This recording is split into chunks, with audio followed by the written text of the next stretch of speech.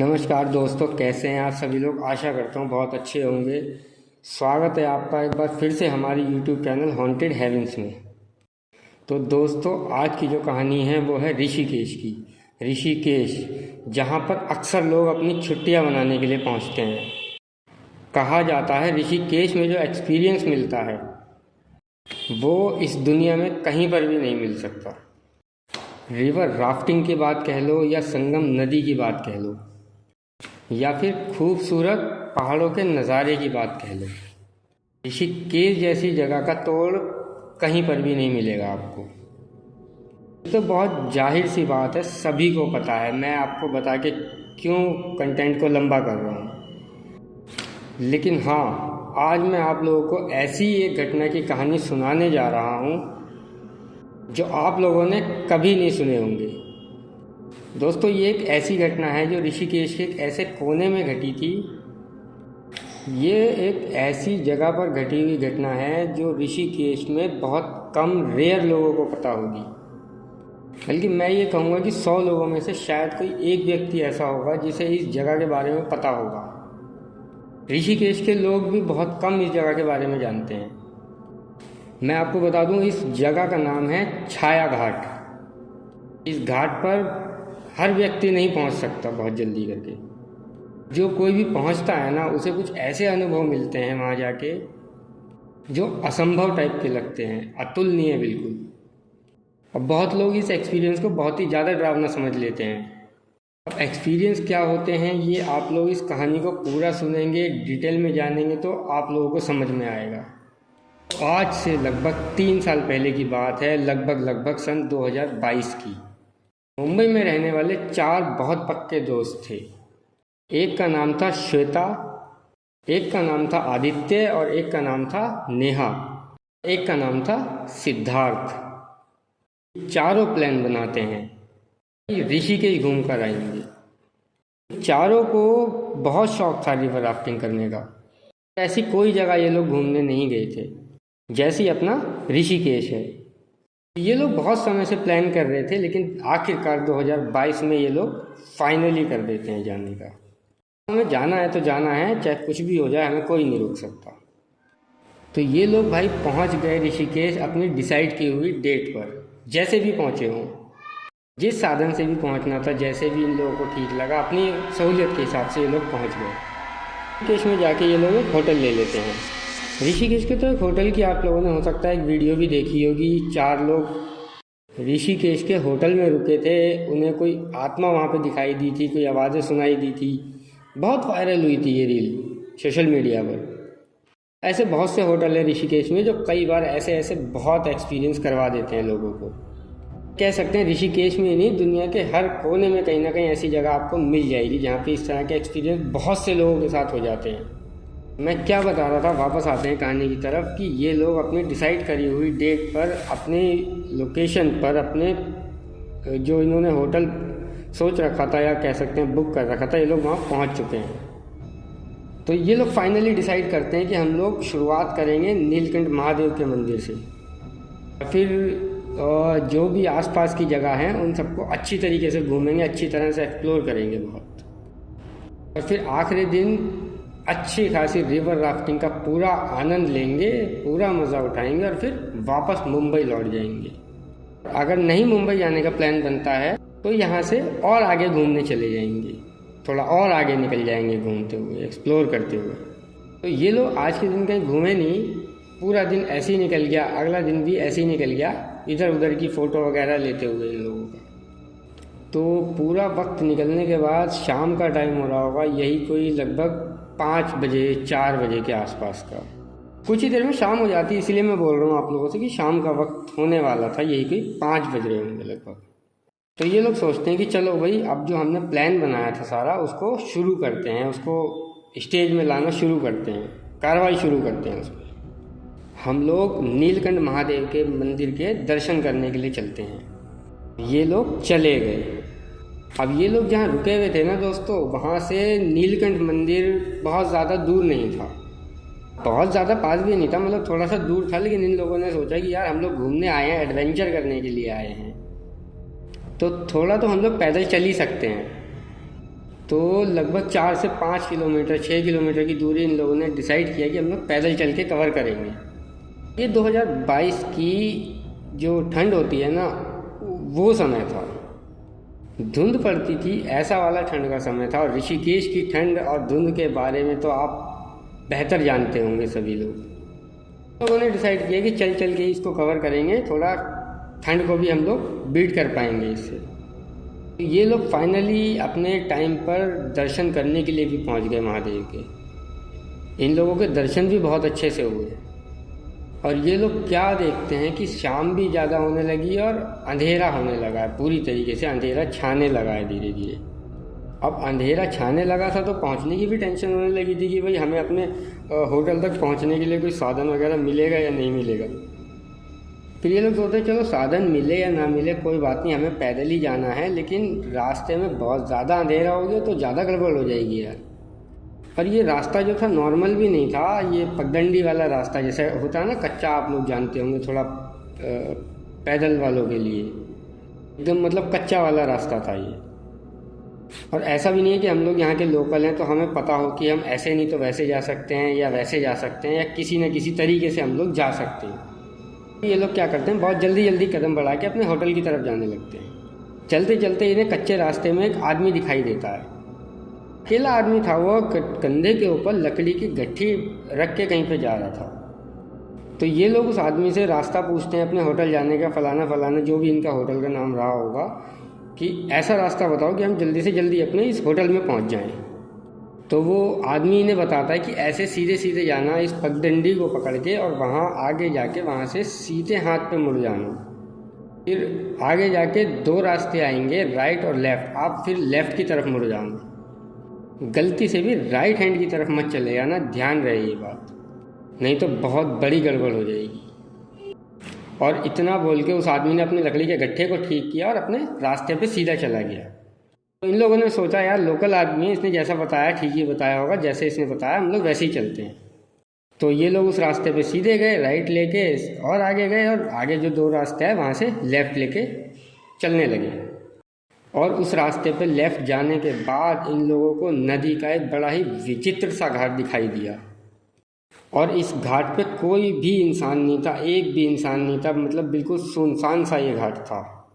Normally क्या है कि आप लोग जानते हैं ऋषिकेश का जो घाट है वो शाम के टाइम इतना सुंदर हो जाता है, इतनी चहल पहल होती है, आरती होती है, एक पर्यटकल जो है एक बहुत ही खूबसूरत स्थल बन जाता है। और इन लोगों के साथ क्या हो रहा था कि जिस घाट पे ये लोग थे, अच्छी खासी शाम होने के बाद भी इन लोगों को उस घाट पे इंसान तो इंसान, कोई जानवर भी दिखाई नहीं दे रहा था।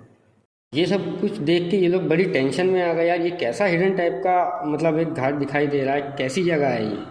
फिर भी ये लोग सोचते हैं कि चलो कोई बात नहीं, एक अच्छा एक्सपीरियंस कर लिया एडवेंचर के चलते हम लोगों ने। तब भी श्वेता क्या देखती है, वहाँ पे एक बहुत बड़ा सा पत्थर है, उसके ऊपर बड़े बड़े अक्षरों में लिखा हुआ था छाया घाट। तो ये लोग क्या करते हैं, घाट पे अपनी अच्छी खासी फ़ोटो वगैरह खिंचाते हैं, घाट पे फ़ोटो वोटो लेते हैं। और इन लोगों ने सोचा कि अब यहाँ घाट की शुरुआत हो गई है तो अपना मेन रास्ता भी आ ही जाएगा, कुछ दूर चलने के बाद अपना त्रिवेणी घाट भी आ जाएगा, जहाँ से हमारा होटल थोड़ी ही दूरी पर है। तो हम लोग वहाँ पे बहुत इजीली, बहुत आसानी से पहुँच जाएंगे। ये लोग क्या करते हैं, धीरे धीरे आगे आगे बढ़ने लगे, आगे चलने लगे। तो ये लोग क्या देखते हैं कि ये लोग इस घाट से बाहर ही नहीं निकल पा रहे हैं। जी हाँ, ये लोग क्या देखते हैं, ये लोग कितनी भी कोशिश कर ले, ये लोग घूम फिर के, बार बार घूम फिर के इसी घाट पे पहुंच जा रहे हैं, क्योंकि अंधेरा हो चुका है और ये एक गुप्त घाट है और यहाँ पे कोई भी आसपास व्यक्ति नहीं है, तो स्ट्रीट लाइट वगैरह लगाने की भी कोई संभावना नहीं है।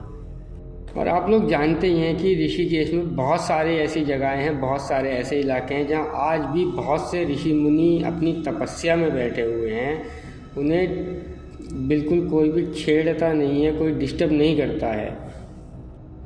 और ये जो आउटर वाले इलाके हैं ना ऋषिकेश के, बहुत सारे ऐसे इलाके हैं ऋषिकेश में आउटर वाले, तो इन लोगों की, इन साधु संतों की तपस्या पूजा पाठ भंग ना हो जाए, इसीलिए उन एरियो को ऐसे ही छोड़ दिया गया है। वहाँ पे किसी भी तरह की कोई दखल अंदाजी या परिवर्तन नहीं करा गया है लोगों द्वारा। इसीलिए वहाँ पे कोई लाइटें निर्माण कुछ नहीं करा गया है, ताकि लोगों का वहाँ पे आना जाना ना हो। उन जगहों को बस आप ये कह सकते हैं कि प्रकृति से जुड़ा हुआ छोड़ा हुआ है, कि कुछ चीज़ें तो भाई हमारी प्रकृति से जुड़ी हुई रहनी चाहिए ना, प्राकृतिक, नेचुरल। इसीलिए वहाँ पे बहुत सी ऐसी जगहें हैं लोगों ने जानबूझ के जो कि छोड़ रखी हैं। और ये जो घाट था ना, ये हमारा घाट भी ऐसा ही था। यहाँ पे भी कोई किसी का भी आवागमन नहीं था, किसी भी तरह की कोई छेड़खानी नहीं करी गई थी, ये प्राकृतिक था। और ये लोग बहुत थक गए, इन लोगों का दिमाग ख़राब हो गया यार, क्या करें अब ऐसे में। तो इतनी देर से कोशिश कर रहे हैं, इतनी देर से चले जा रहे हैं, यहाँ से बाहर नहीं निकल पा रहे हैं, कुछ समझ नहीं आ रहा है इन लोगों को यार। घूमते घूमते इतना अंधेरा हो चुका है, कहाँ तो हम लोग शाम के टाइम यहाँ पे पहुँच गए थे और अब तो रात हो गई यार, रात के 9:30 बज चुके थे। तभी इतने में घबरा के नेहा ने बोला कि यार मुझे नहीं लगता कि अब हम लोगों को इतना हाथ पैर मारना चाहिए, हम लोग बहुत थक चुके हैं पहले ही। बोलती है कि ये अकेला घाट का एक ऐसा पॉइंट है जो थोड़ा खुला खुला है, ओपन पॉइंट है। तो ये बोलती है अब अगर रात को हम लोग ज़्यादा इधर उधर करेंगे या इधर उधर हाथ पैर मारेंगे तो कुछ भी हो सकता है, आखिर है तो जंगल का इलाका, पहाड़ी इलाका, और जंगली जानवर भी आ सकते हैं, हमें नुकसान भी पहुंचा सकते हैं। तो ये कहती है बेहतर यही रहेगा कि ये ओपन इलाका है, हम लोग रात को जैसे तैसे करके यहीं पे काट लेते हैं। एडवेंचर करना था ना हम चारों को, तो इससे अच्छा एडवेंचर कहाँ मिलेगा। तभी ये लोग एक दूसरे की शक्ल देखते हैं और बोलते हैं कि यार नेहा ठीक तो कह रही है। तो ये लोग कहते हैं आज की रात हम लोग यहीं काट लेते हैं, बिना मतलब में इधर उधर रास्ते पे भटक के कोई फ़ायदा नहीं है, क्योंकि हम लोग रास्ता भटक चुके हैं और इस समय हम लोग यहाँ से किसी भी कीमत पे यहाँ से बाहर नहीं निकल सकते। हम लोग रास्ता भटक चुके हैं बिना किसी की मदद के। ये रास्ता नहीं है, ये भूल भुलैया है, कितनी भी कोशिश कर रहे हैं यार, बार बार घूम फिर के यहीं पे आ जा रहे हैं। तो ये लोग क्या देखते हैं, वहाँ पे एक चट्टानों का बहुत सारा घेरा था, ये लोग उस घेरे के बीच में जाके बैठ जाते हैं चट्टानों के। और फिर पता नहीं रात का कितना समय हो जाता है, इन लोगों को ऐसी हल्की सी झपकी लगने लगती है, नींद की नींद सी आने लगती है इन लोगों को। तभी क्या होता है, अचानक से झम करके बहुत तेज़ी से आवाज़ होती है और नेहा की अचानक से नींद खुलती है। झम से जो आवाज़ थी वो पानी में कुछ गिरने की थी। ये लोग घाट के किनारे सो रहे थे ना, तो हल्की फुल्की चांदनी रात भी थी, हल्की सी रोशनी होती है ना चांदनी रात में, जैसा आप लोगों को पता हो। तो बहुत हल्का सा कोहरा भी छाया हुआ था, मतलब अलग ही माहौल बना हुआ था और ठंड अच्छी खासी लग रही थी। ये क्या करती है, तुरंत उधर की तरफ देखती है जहाँ से झम की आवाज़ आई थी पानी में। तो अचानक से क्या देखती है, इनका जो दोस्त है आदित्य, वो पानी में डूब रहा है, जोर से चिल्ला रहा है बचाओ बचाओ करके। तीनों देख के घबरा के कि आदित्य अचानक वहाँ से कैसे पहुँच गया है पानी के अंदर। यार समझ नहीं आ रहा है, ये घाट के अंदर उतना बीच में कैसे पहुँच गया है पानी के। इतने में सिद्धार्थ क्या कहता है लड़कियों से दोनों कि तुम लोग यहीं पे रुको, मैं बहुत जल्दी इसको जाके बचा कर आता हूँ। तो सिद्धार्थ भाग भाग के जाता है, दौड़ते हुए जाता है, और जैसे ही पानी में कूदने वाला होता है तभी क्या देखता है कि पीछे से एकदम से उसको किसी ने पकड़ा। उसे जैसे ही पीछे पलट के देखा तो मानो इसका खून सूख गया। इसने क्या देखा कि पीछे आदित्य ही खड़ा हुआ है और वो दोनों लड़कियां भी इनको सब कुछ पीछे से देख रही थी, दूर खड़ी होकर देखकर अचंभित थी, शॉक थी। तभी ये इससे बोलता कि भाई तू तो पानी में डूब रहा था, तू यहाँ पे कैसे खड़ा हुआ है। तो ये बोलता नहीं नहीं यार, मैं पानी में कहाँ डूब रहा था, मैं तो उधर वहाँ मतलब साइड में सुसु करने के लिए गया हुआ था। और उन लड़कियों ने भी देखा था कि यार ये साइड में से कहीं से भाग करके आया था बहुत तेज़ी से उसको रोकने के लिए। ये बोलता नहीं भाई मैंने क्लियर देखा है, साफ देखा है, पूछ उन लड़कियों से, उन दोनों ने भी देखा है तुझे पानी में डूबते हुए। तभी वो लड़कियां भी दोनों बोलती कि हाँ नहीं ये सही बोल रहा है, अभी तुम हमें पानी में बीच में डूबते हुए दिखाई दिए थे, तुम 2-3 बार पानी के नीचे गए हो और फिर ऊपर आए हो और चिल्लाया बचाओ बचाओ करके। ये बोलता है यार ऐसे कैसे हो सकता है, अगर मैं डूब रहा होता तो मेरे कपड़े तो गीले होते, और यहाँ पे तुम लोगों को पता है हम अपना कोई बैग वैग तो ऐसा लेकर आए नहीं है कि मैं बहुत फटाफट से कपड़े चेंज करके उधर कहीं से घूम करके आ जाऊँगा यहाँ पर, उसका हाथ पकड़ के रोकने की कोशिश करूँगा पानी में कूदने से। देखा जाए तो लॉजिकली तो ये संभव नहीं है। ये बोलता देखो मैं तो बिल्कुल साफ सुथरा हूँ। अब उसको ऐसा देख कर के तीनों फिर टेंशन में आ गए। ये बोलते हैं आखिर ये था तो था क्या, हमने क्या देखा अभी, क्योंकि इन तीनों ने अभी आदित्य को डूबते हुए देखा था, और लेकिन आदित्य इनके साथ खड़ा होकर इनसे बात कर रहा है। तो ये लोग सोचते हैं कि छोड़ो यार, हो सकता है हमारा वहम रहा होगा, क्योंकि कई बार ऐसा होता है रात बेरात जो सुनसान जगह होती है वो दिमाग में इल्यूजन क्रिएट करने लगती है, लोगों को वहम हुआ होगा कोई। ये लोग बोलते हैं यहाँ पे तो वैसे भी बहुत सारी हिडन चीज़ें हैं, बहुत सी छुपी हुई चीज़ें हैं, तो हो सकता है कोई अलग एक्सपीरियंस हो। फाइनली ये लोग डिसाइड करते हैं कि पूरी रात हमें एक दूसरे से बात करते हुए, एक दूसरे का साथ देते हुए ही काटना है, चाहे कुछ भी हो जाए। अब ये लोग क्या करते हैं, फिर से उस चट्टान के बीच में जाकर बैठ गए। फिर ये लोग रात के ख़त्म होने का इंतज़ार करने लगे। लगभग 3:30 पौने 4 के आसपास इतना टाइम ये लोग बात करते करते हुए ही बिताए थे आपस में। 3:30 बजे करीब ये लोग क्या देखते हैं कि एक आदमी नाव लेकर आता है यहाँ पे, पतली सी। जी हाँ, सफ़ेद कलर के कपड़े उसने पहने हुए थे। तो उसके जो थे सफ़ेद कपड़े थे, बड़े बड़े बाल थे, जटाओं वाले जैसे होते हैं, उलझे उलझे, बड़ी बड़ी दाढ़ी थी, मानो कोई साधु बाबा हो। हट्टा कट्टा, लंबा चौड़ा, गोरा चिट्टा सा। और इन लोगों को आवाज़ देकर बहुत भारी सी आवाज़ में बोलता है, क्या हुआ बच्चों, खो गए हो क्या? कहाँ रहते हो, कहाँ से आए हो? ये चारों लोग एकदम हड़बड़ा के उठते हैं। अब हो गए हैं, इन लोगों को मदद की तो ज़रूरत है ही, और ठंड भी बहुत अच्छी खासी बढ़ चुकी थी। और 3:30 पौने 4 बजे करीब तो ऋषिकेश में वैसे भी ठंड के मौसम में तो जमा देने वाली ठंड होती है। इन लोगों के पास ओढ़ने पहनने के लिए भी कोई ऐसा साधन नहीं था वहाँ पे। ये लोग बीच जंगल के अंदर एक तट पे फंसे हुए थे। तो वो लोग बाबा को बताते हैं कि ऐसी ऐसी बात हो गई है, हम लोग छाया घाट में यहाँ ऐसे ऐसे फंस गए हैं, हमें समझ नहीं आ रहा है कि हम कैसे बाहर निकलें। तो वो आदमी इन्हें बोलता है कि तुम्हारी सबसे बड़ी गलती यही है कि तुम लोग छाया घाट पर आ गए। तो ये बोलते हैं, क्या गलती, हमें बताइए ना। तो वो आदमी बोलता है, अरे छोड़ो ना, क्या करोगे तुम लोग ये सब कुछ जानकर। सिर्फ इतना बता देता हूँ, जिस घाट पर इस वक्त तुम लोग हो, मतलब घाट के जिस तरफ इस वक्त तुम लोग हो, उस तरफ अगर कोई आ जाए तो सही सलामत अपने घर नहीं लौट सकता। और अगर तुम लोगों को घाट से पीछा छुड़ाना है, बच के निकलना है, तो तुम्हें घाट के उस तरफ जाना होगा। ये एक बहुत ही खतरनाक और मायावी घाट है। इस नदी में डूबकर जिसकी भी मृत्यु होती है, जिसकी भी मौत होती है, उन लोगों की आत्मा कुछ समय तक यहीं पर भटकती रहती है। इसीलिए इस घाट पर कोई भी साधारण व्यक्ति नहीं आ सकता, बल्कि वही इस घाट पर आ पाता है जिसके पिछले जन्म के कुछ कर्म बचे हुए हों, जिसका कुछ ना कुछ पिछले जन्म का अधूरा बचा हुआ रहता है, छूटा हुआ रहता है, वही इस घाट तक पहुंचा रहता है।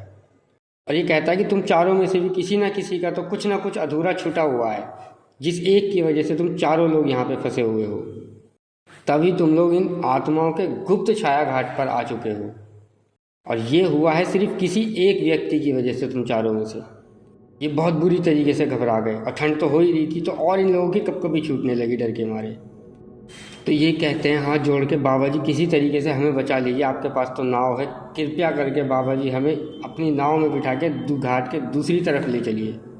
कहते हैं, आप ही तो बोल रहे हैं बाबा जी कि जो भी इस घाट के इस पार रहेगा वो बच नहीं पाएगा, तो आप प्लीज़ हमें उस तरफ ले चलिए, चाहे तो जितने मर्जी पैसे ले लीजिए, हम दे देंगे आपको, बस हमें उस तरफ ले चलिए, किसी भी तरीके से बचा लो बाबा जी।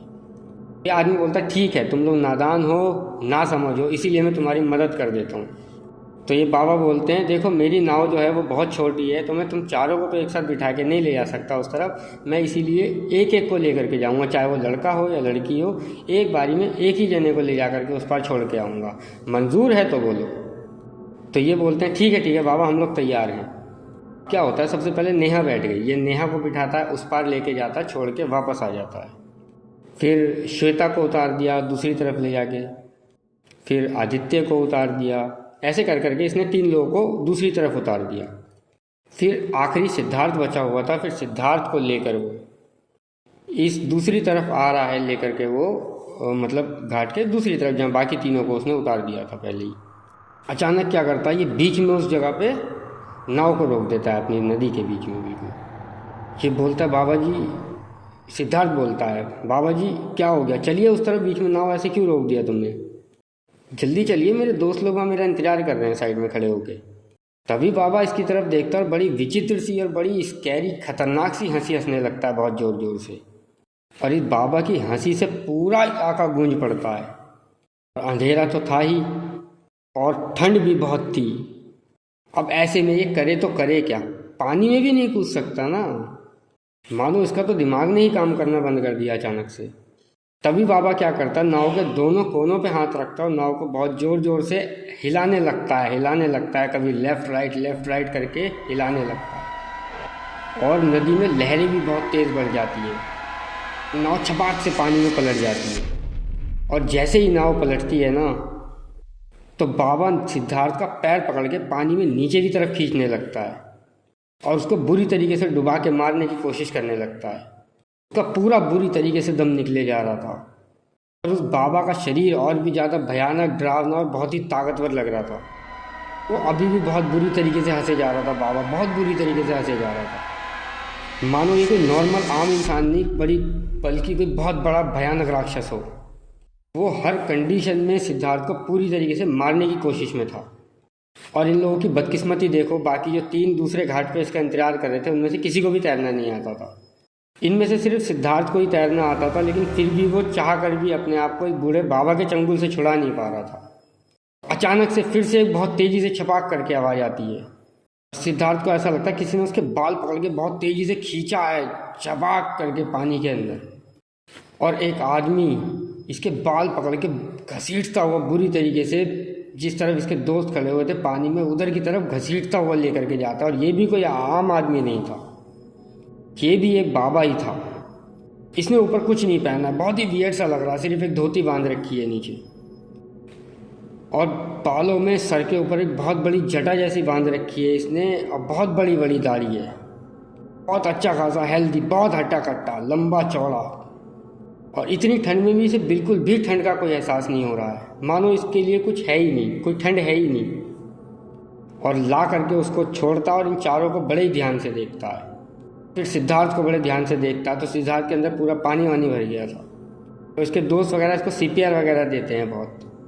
उसके बाद ये थोड़ा होश में आता है और देखता है कि बाबा अभी भी वहीं खड़े हुए थे।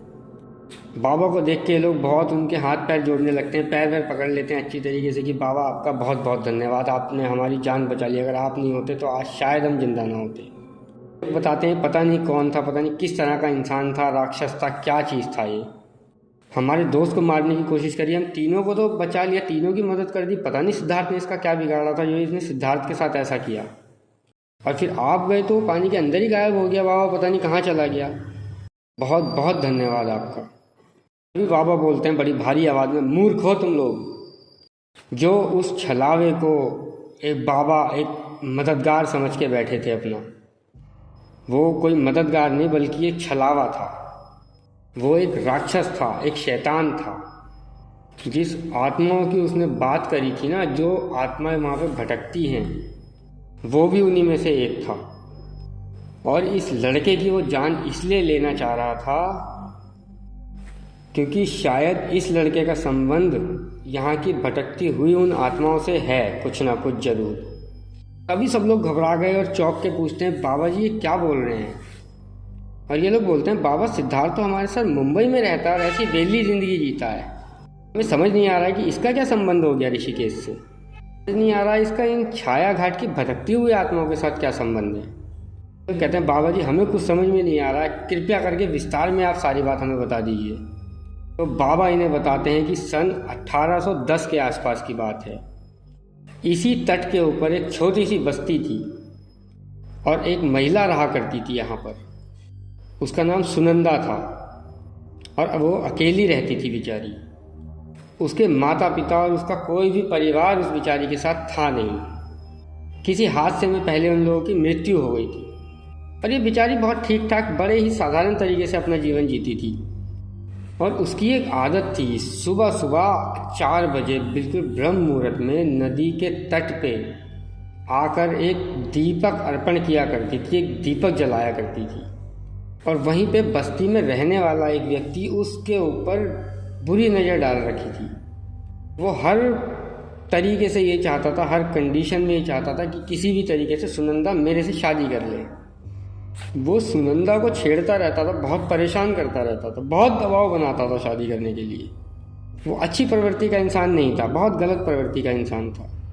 तो उसने सुनंदा से बहुत बार रात के समय नहीं, मतलब ब्रह्म मुहूर्त के समय सुबह 4 बजे बहुत बार ऐसी बात करी जब वो दीपक जलाने जाती थी।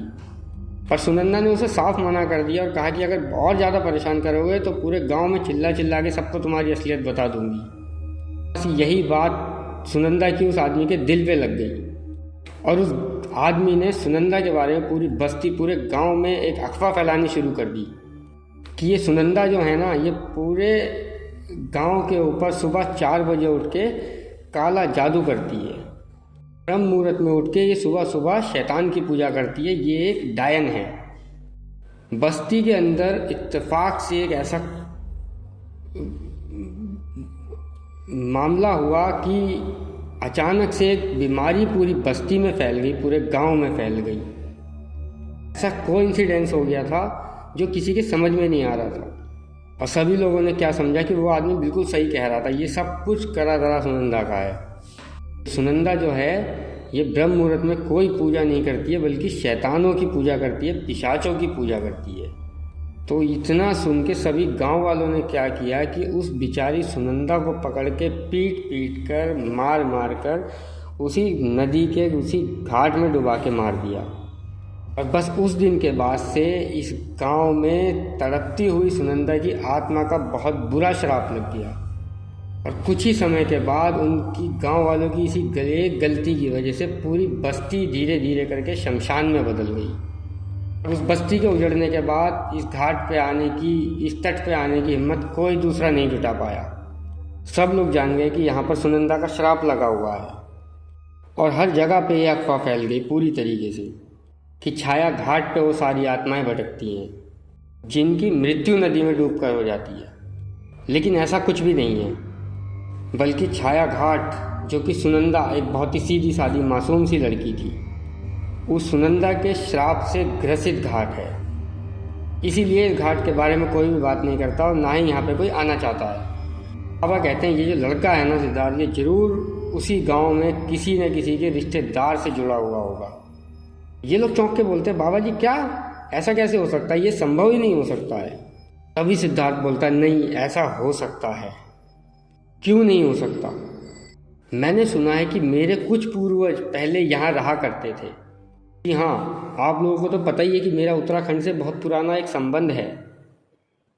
हो सकता है इस बस्ती में से, इस तट पर से, उस गांव में से एक परिवार मेरा भी रहा हो।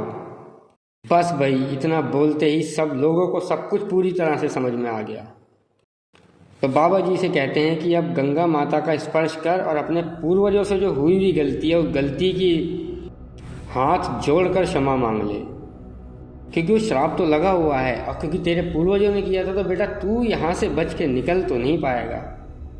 और इसने फिर माफ़ी मांगी बाबा जी के कहने पर।